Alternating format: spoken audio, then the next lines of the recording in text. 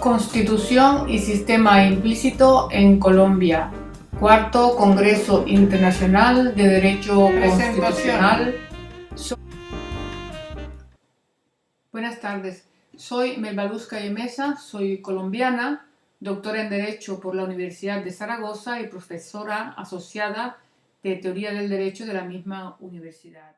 Tercera parte de la ponencia. Esfuerzos frustrados de incorporación de elementos externos. Entre 1916 y 1940 se verifica en Colombia la recepción, auge y también ocaso de corrientes intelectuales europeas que pretendían llevar el derecho hacia una concepción más moderna. Entre nosotros, el esplendor de las teorías antiformalistas se vio favorecida por el cambio en el panorama político de los años 30, cuando el liberalismo regresa nuevamente al poder. El presidente Alfonso López Pumarejo quiso introducir una serie de modificaciones en el ámbito jurídico dentro de un programa amplio de modernización que pretendía introducir en Colombia el Estado social que estaba en boga en Europa. Dentro de las ideas centrales de López Pumarejo podemos destacar primero que las reclamaciones sociales y las protestas de los obreros y de los campesinos respondían a un nuevo orden universal, la sociedad industrial de la cual hacía parte Colombia. Por lo tanto, solo el Estado y el derecho democráticos que encauzaran esta realidad evitarían la guerra y, en consecuencia, no había que reprimir la protesta social.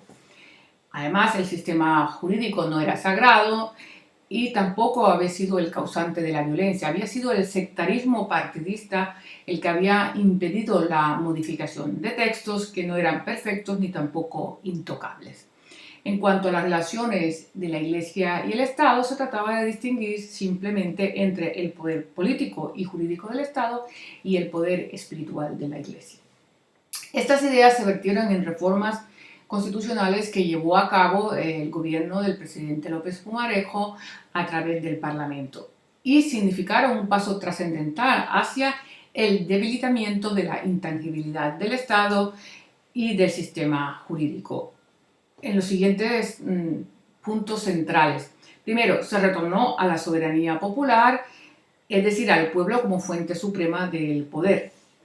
La propiedad se consideró como una función social y de esta forma el sistema se desplegaba hacia la solución de uno de los problemas socioeconómicos más trascendentales de la historia colombiana y factor indiscutible del conflicto armado interno, como es el extraordinario nivel de concentración de la propiedad agraria.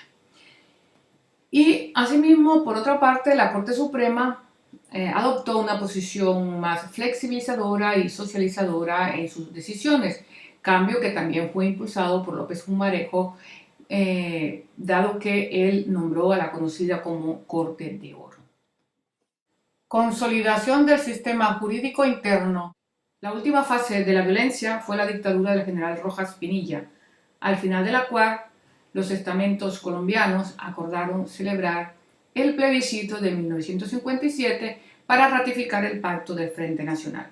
Lo primero que se reinstauró en 1957 fue el origen teocrático del poder en el preámbulo y la declaratoria de la religión católica como la de la nación. Y lo segundo fue la confirmación de que la Constitución colombiana era la de 1886. Así se vaciaba de contenido las reformas introducidas en los años 30. De esta forma, el sistema jurídico recuperó su carácter intangible, su fundamentación metafísica. A ello se acompañó, en el plano estrictamente político, un régimen cerrado. Fue el pacto de alternancia, mediante el cual los partidos históricos se dividieron el acceso al gobierno y a los cargos públicos entre los dos, entre el liberalismo y el conservatismo. Durante muchos años en Colombia predominó la concepción de que el Frente Nacional se había justificado como un mecanismo para dar por terminada de una vez la violencia que se había originado entre los dos partidos. Sin embargo, en los últimos años se han desplegado corrientes críticas severas y se ha abierto la discusión sobre la responsabilidad del Frente Nacional en el surgimiento de los grupos guerrilleros. En mi opinión, no hay duda del carácter oclusivo de este régimen del Frente Nacional, ya que mediante él se normalizó, se volvió norma, un mecanismo de exclusión de la actividad política y del acceso al empleo estatal de las grandes mayorías sociales en el país. En la época del Frente Nacional se limitó también la circulación de las ideas jurídicas, aunque este tampoco fue un proceso de carácter manifiesto. Lo que sí se evidenció fue un retraimiento en la circulación de las ideas jurídicas, pues las corrientes antiformalistas y sociológicas del derecho se fueron abandonando inevitablemente. Esta fase de apaciguamiento doctrinario se hizo notoria hacia los años 50. En los círculos jurídicos se introdujo una herramienta inmejorable como fue la peculiar adaptación que se hizo de la teoría pura del derecho de Hans Kelsen, que fue asumida tanto en el derecho privado como en el derecho público, no como una corriente doctrinaria sobre la naturaleza del derecho, entre otras, sino como la esencia misma del derecho, con desdeño de las teorías sociológicas y antiformalistas. Y así estudiamos el derecho una gran mayoría de los colombianos hasta 1991.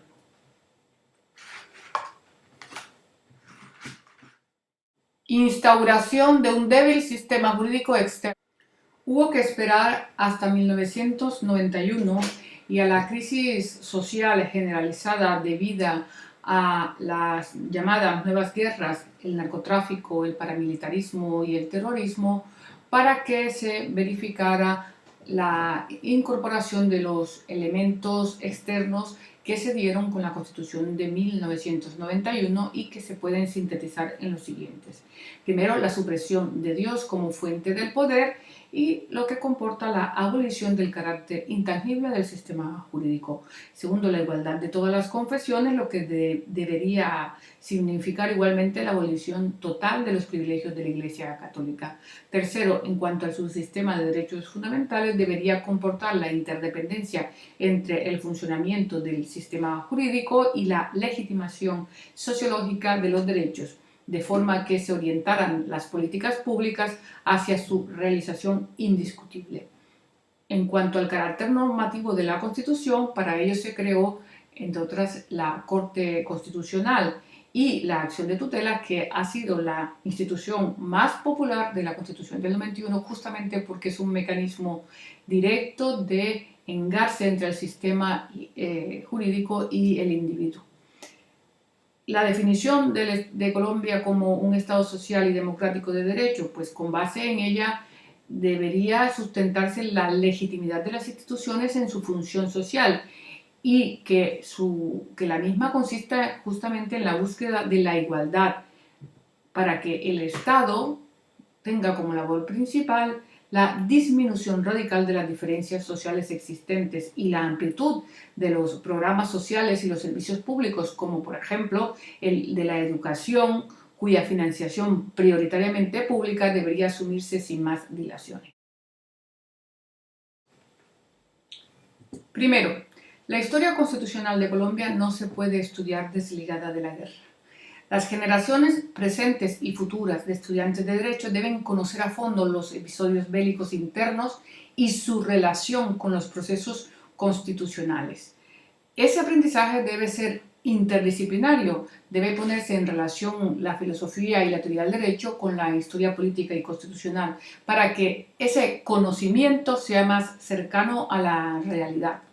En segundo lugar, no hay necesidad de refundar el Estado colombiano ni de cambiar fundamentalmente el sistema jurídico y político, porque este proceso ya se dio en 1991 con la instauración de Colombia como un Estado social y democrático de derecho y un sistema jurídico con suficientes elementos externos que ahora es preciso desarrollar y consolidar, de lo que se trata.